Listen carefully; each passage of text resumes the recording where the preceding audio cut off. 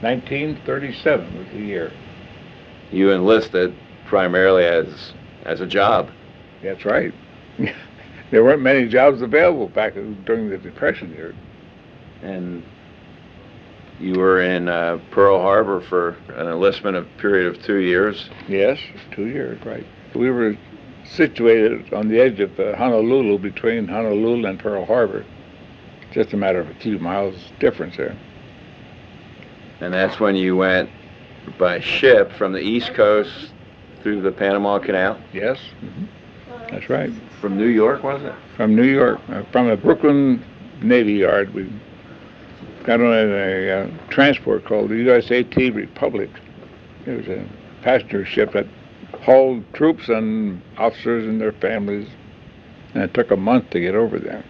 Through the Panama Canal? Through the Panama Canal and up to San Francisco and Angel Island, and then from there we went to Hawaii. It took about 6-7 days from the West Coast to Hawaii. What was a typical day in the Coast Artillery like?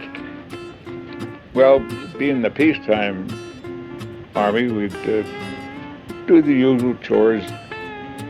I was in the automotive end of it. We'd go up to the garages and shine the trucks and just minor repairs. Well, I had to get a special license to drive a motorcycle, and I had to have it instructed.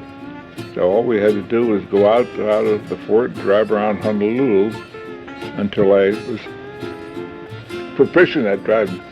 But the instructor decided it took me a long time. I could actually drive it after about a week, but it took me about 2 months of training. All we had to do was just goof off for 2 months. So that's what happened.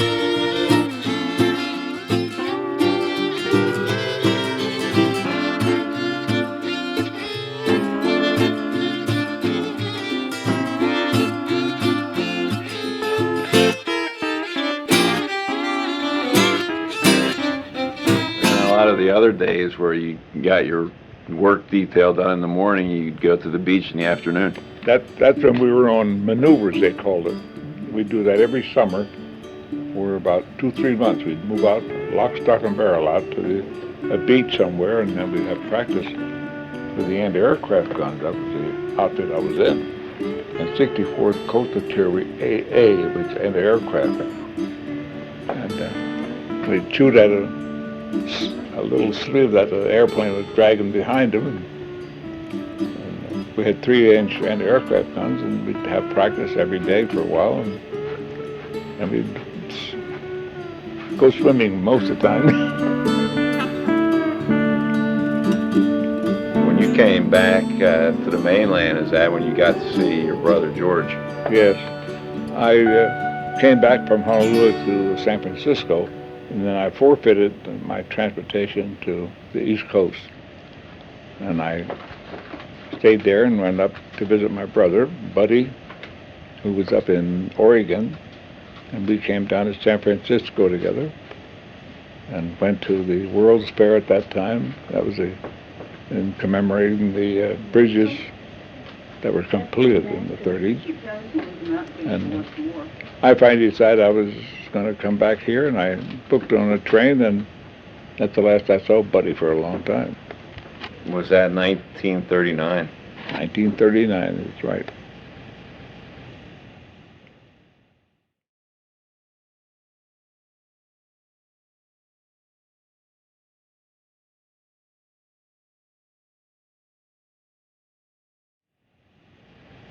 When war came about in 1941, you were still here. Yes. When did you get in the Army then, once World War II was going on? Well, I wanted to get in the Air Force, and I had made all my arrangements and applications, but in the meantime I was drafted, and I couldn't get away from that. They wouldn't release me from being drafted, and I passed the draft and went to a fort down in Florida near Jacksonville, Camp Landing. The outfit that I was assigned to was the 36th Infantry Division, a National Guard division from Texas. And then you told me about how you got to go from the infantry division into the Army Air Corps. Well, I had to file another application and take another examinations up in Massachusetts, is where I left the infantry and went to the Air Corps from Camp Edwards, Massachusetts. From the time that I was in Camp Landing, we had a lot of big training in the southeast through South Carolina and Georgia, all the fighting between the Red Army and the Blue Army, and finally they said they're going to move us up to Camp Edwards, Massachusetts on Cape Cod. And we were up there a number of months, and then I finally had my application for the Air Force came through, and I left. Once you were in the Army Air Corps, where was the first place you were stationed? The first place was Nashville. It was a center for classification and so forth, down at Nashville, a temporary base. And then from there, I went to Ocala, Florida, pilot training school at Ocala.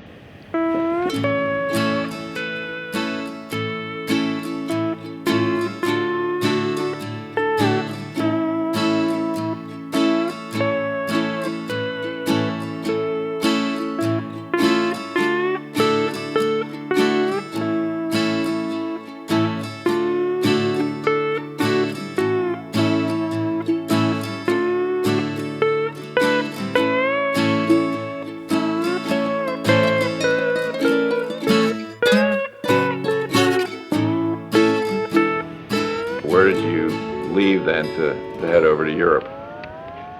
Well, I was training in B-17 down at Drew Field down there in Tampa, Florida, for about 4 or 5 months, and then from there we went to Savannah, Georgia, and picked up a brand new B-17 and flew it up to Goose Bay, Labrador, and directly over to a base in Ireland. Did you get to stop in here before you went over to Europe?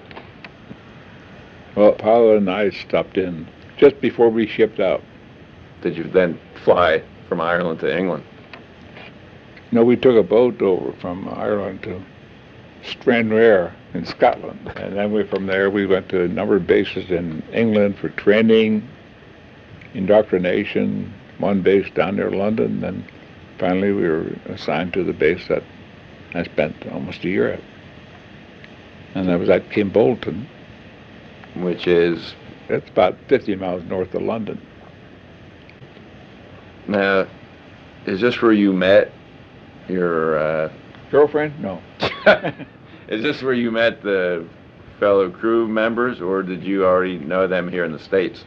I knew all of them down in Tampa, Florida. When we trained down there, we were training there for a number of months.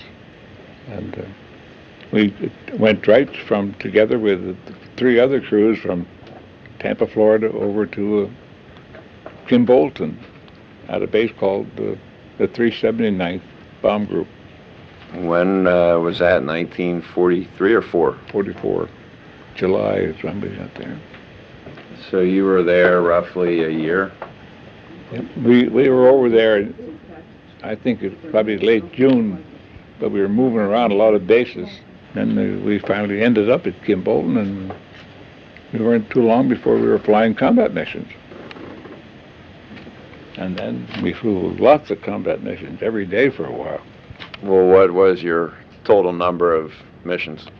I flew 30 combat missions over France and Germany. Which mission was the pilot killed? Well, it was a co-pilot. And that was the 14th mission we flew. Over Germany? No, over France, over the front lines at Omaha Beach. They weren't advancing. The Air Force come in and bombed the Germans ahead of them. And we were flying too low for that B-17, and flak hit our airplane and killed the co-pilot. A piece of flak hit him in the head and put a big hole in his head.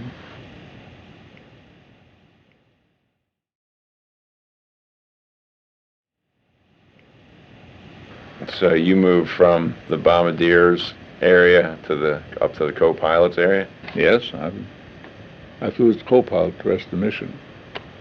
Was that the only time you remember your plane being hit by flak? Oh no, It was hit practically every time you went up. It's very rare that you didn't have flak or fighters.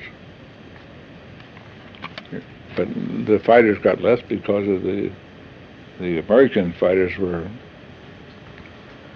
coming over in numbers and shooting them down, and they didn't attack us too often anymore.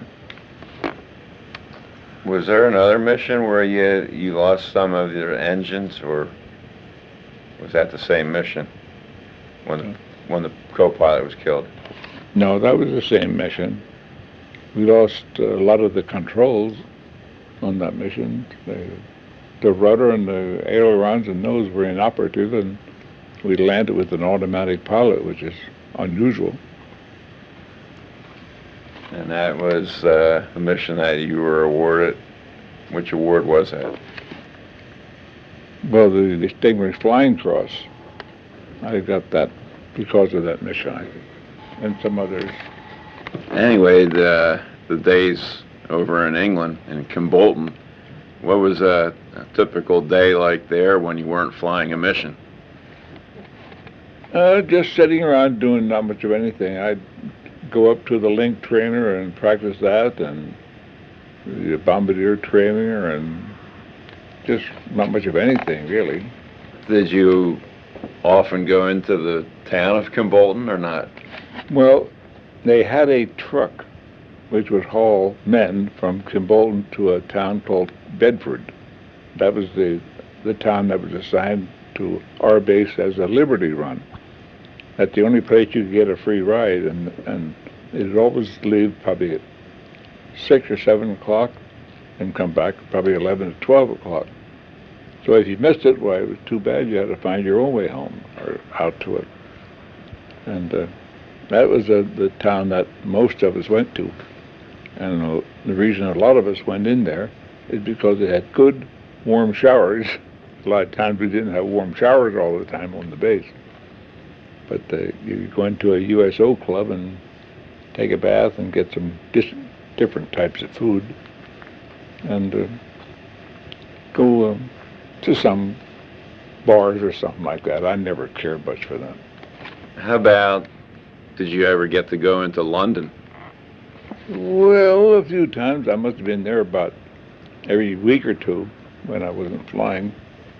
And we had to get a truck to Bedford and get the train from Bedford down to London. And we stayed at a Red Cross club in London. They had 3 or 4 Red Cross clubs for the soldiers. And then they had a lot of clubs too. I guess some of your friends maybe went to the clubs more often. I'm thinking of Dan Hetler. Dan Hetler was my navigator on my B-17 crew. Yeah, he did it often enough. He went in Bedford. He'd go into Bedford every night, I think, just to get a couple glasses of beer. I refused to do that because in the wintertime it got chilly and cold in those trucks. So I didn't go in very often, not to Bedford. Now, could you be awakened at any time during the night for a mission, or did you generally know when you had to leave? Well, they knew that who was assigned to the mission the night before. But a orderly would come in and wake you up at 2 o'clock or 3 o'clock, something like that. You had to get up and go up to headquarters and start preparing for a mission. But that was as a lead bombardier, and the lead team, I should say. They were always the earliest up. The others would get up about 4 o'clock and have breakfast 5, 6 o'clock and get out on the line around 6:30, 7 o'clock for takeoff. Was there an average time, like an average length that a mission would take, or did they all vary? They varied from 4 or 5 hours to 8 hours. A trip like to Berlin, that was a long flight.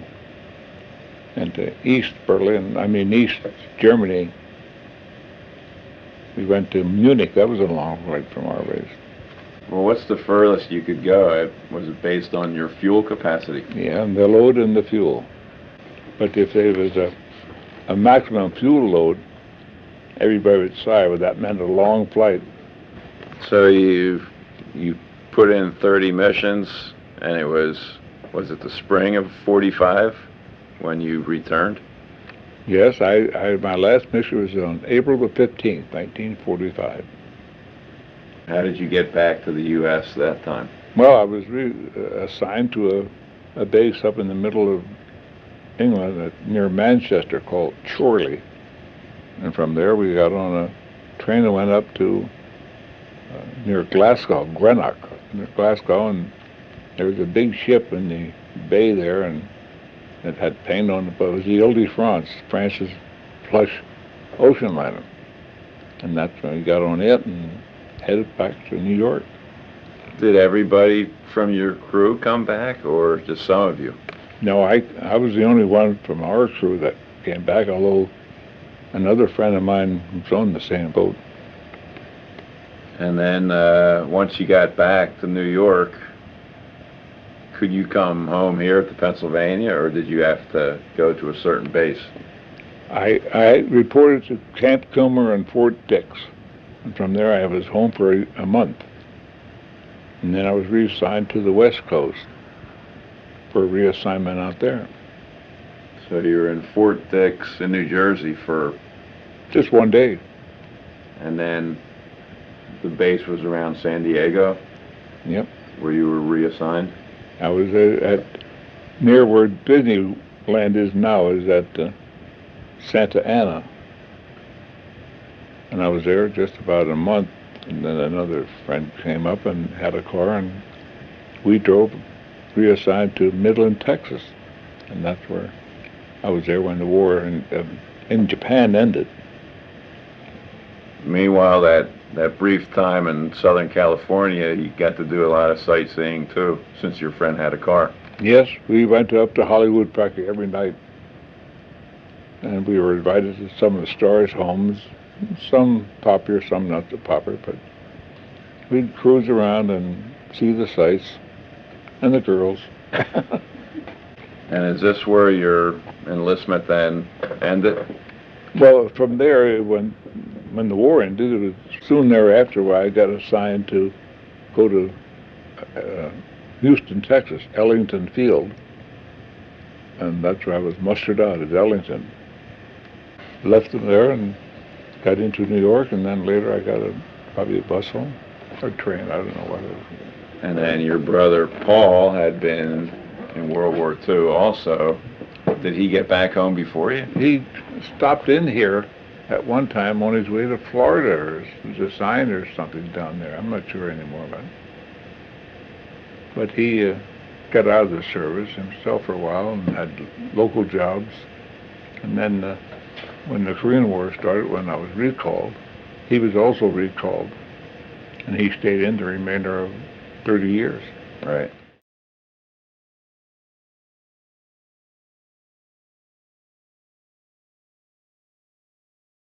For how long was that?